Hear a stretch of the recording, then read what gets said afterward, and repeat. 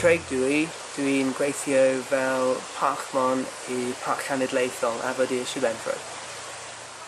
Dwi'n dysgu Cymraeg ers 3 flwyddyn. Dwi'n meddwl bod dysgu Cymraeg I siarad bobl yn y gwaith, yn y tŷ, yn y community, yn cymunedol. Dwi'n siarad Cymraeg gyda pobl yn y gwaith, y public, ysgolion, a everybody, popeth. A hyn o bryd dwi'n dysgu Cymraeg I Abergwaun yn y dosbarth gyda Mywyn Jones. Mae Mywyn yn ffantastig, ond mae Mywyn yn pushy. Dwi'n hoffi Mywyn llawer. Dwi'n mynd I sadwn siarad.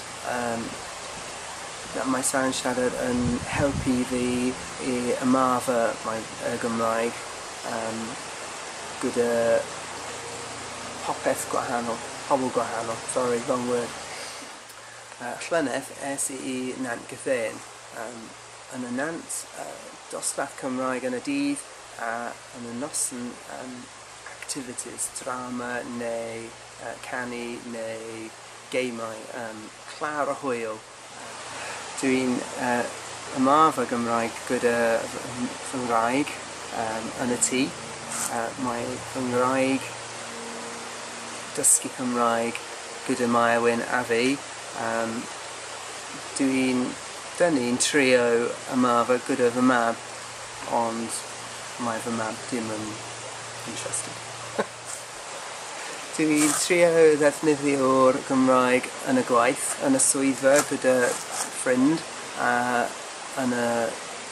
gyda ysgolion, gyda plant, a yn y Oriel y Parc I Prydawi, gyda pobl. Mywyn Jones dwi'n diwtor Cymraeg, a un o'r dosbarthiadau sydd â fi yw dosbarth nos yn Abergwaun, dosbarth ar nos Fawrth, dosbarth sylfaen. Dwi wedi enwebu Craig Stringer sy'n byw yn Wdig.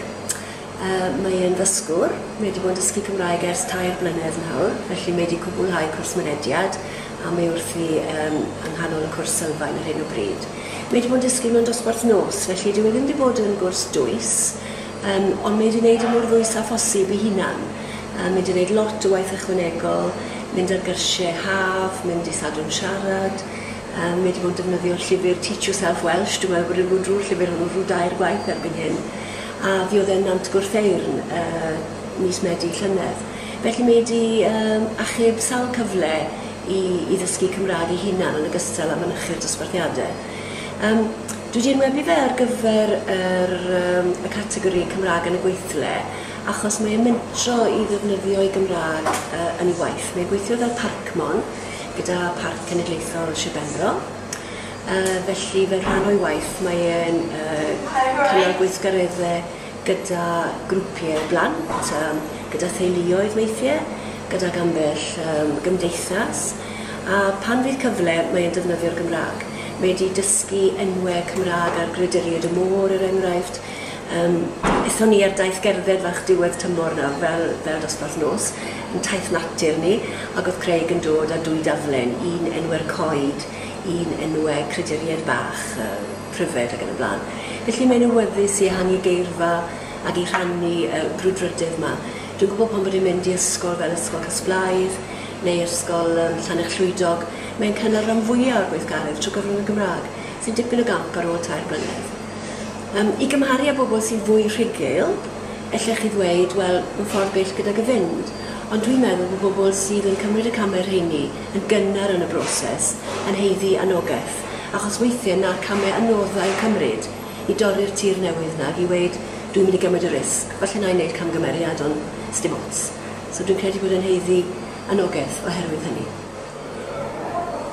Mae'n heiddi'r Gwobr achos bod e'n cymryd y camau cyntaf allweddol na I groesi'r bont, gan ddefnyddio'r Gymraeg gyda'i gydweithwyr, gyda'r cyhoedd ac yn arbennig iawn gyda grwpio blant.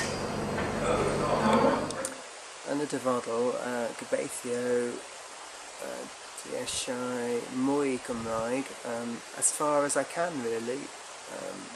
Dwi'n eisiau part of a community, that means an awful lot to me. So this is just the first step, that's what I think.